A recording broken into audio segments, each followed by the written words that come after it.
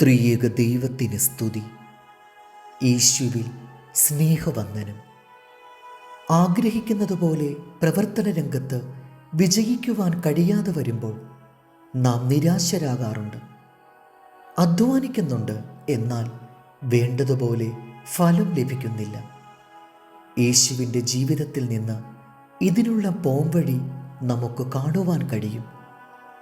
നടന്നു ക്ഷീണിച്ച യേശു വിശ്രമിക്കുവാനിരുന്നപ്പോൾ ശമരിയക്കാരി സ്ത്രീ വെള്ളം കോരുവാൻ വന്നു. അവളെ ദൈവഭാഗത്തേക്ക് ചേർക്കുവാൻ യേശു ആഗ്രഹിച്ചു. ആ നല്ല ഉദ്ദേശത്തോടെ സംഭാഷണത്തിൽ ഏർപ്പെട്ട് കഴിഞ്ഞപ്പോൾ ഭക്ഷണം കഴിക്കുവാനുള്ള ആഗ്രഹം പോലും ഇല്ലാതായി. സ്വന്തം സുഖ സൗകര്യങ്ങളെക്കാൾ പ്രധാനമായി തൻ്റെ ചുമതലയെ യേശു കണ്ടു. മോശ ഇസ്രായേലിൻ്റെ സ്വാതന്ത്ര്യത്തിനായി സ്വയം ത്യജിച്ചതിനാൽ തൻ്റെ പ്രവർത്തനം വിജയിച്ചു. ഇസ്രായേലിൻ്റെ സ്വാതന്ത്ര്യം നേടുകയായിരുന്നു മോശയുടെ ലക്ഷ്യം. പ്രസിദ്ധ ശാസ്ത്രജ്ഞനായ മാർക്കോണി എഡിസനെ ഭക്ഷണത്തിന് ക്ഷണിച്ച ഒരു കഥയുണ്ട്. ഇരുവരും അവരുടെ ഗവേഷണത്തെക്കുറിച്ചുള്ള ചർച്ചയിൽ ഏർപ്പെട്ടിരുന്നതിനാൽ ഭക്ഷണം കഴിക്കുവാൻ മറന്നുപോയി. അവർ അവരുടെ സ്വന്തം കാര്യത്തേക്കാൾ പ്രധാനമായി പ്രവർത്തന രംഗത്തെയും പഠന വിഷയങ്ങളെയും വലുതായി കരുതി.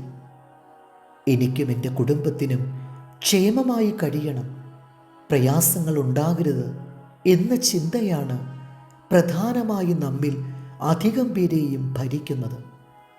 അതിനായി സേവന രംഗങ്ങളെ ഉപയോഗപ്പെടുത്തുവാൻ നാം ശ്രമിക്കുന്നു. അപ്രകാരമുള്ളവരുടെ പ്രവർത്തനം വിജയിക്കില്ല. പണം ലഭിക്കുവാനായി മാത്രം രോഗികളെ ചികിത്സിക്കുന്ന വൈദ്യനും ശമ്പളമെന്ന ഏകചിന്തയിൽ പ്രവർത്തിക്കുന്ന അധ്യാപകനും വിജയിക്കുകയില്ല. നമ്മേക്കാൾ വലുതായി നമ്മുടെ സേവന രംഗത്തെ കാണുവാൻ സാധിക്കുന്നതാണ് വിജയരഹസ്യം.